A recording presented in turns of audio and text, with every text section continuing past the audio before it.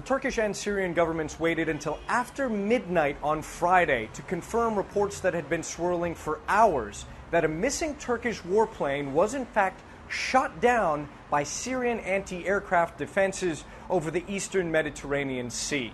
The Turkish Prime Minister's office put out this statement saying that after examining data gathered by relevant institutions and information obtained during the joint rescue operations with Syria, it is understood that Syria brought down our plane. There's no information so far as to the whereabouts or the condition of the two Turkish air crew members. However, statements have been coming out from the Syrian government, notably the foreign ministry spokesman in Damascus, Jihad Makdisi, who's put out on his Twitter feed one statement saying, quote, Turkish jet was gunned down by Syrian anti-aircraft defense when it violated Syrian airspace. It fell 10 kilometers away from Syrian seashore. He went on to explain in a later Twitter announcement that the unidentified target was downed above Syrian water and not a Turkish target. Therefore, there was no aggression. Coordinating search and rescue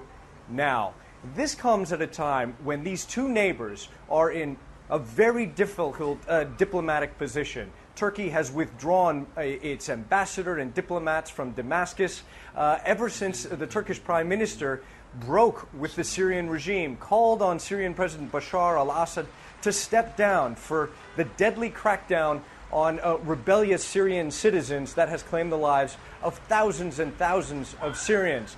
There have been a number of provocative moves by Syrian security forces. A few months ago, soldiers fired across the Turkish border into a refugee camp on Turkish territory, wounding at least one Turkish police officer.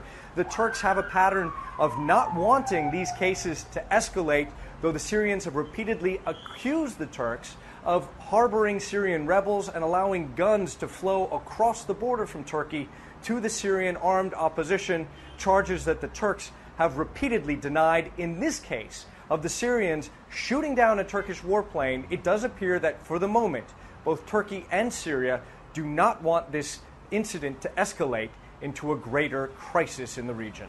Ivan Watson, CNN, Istanbul.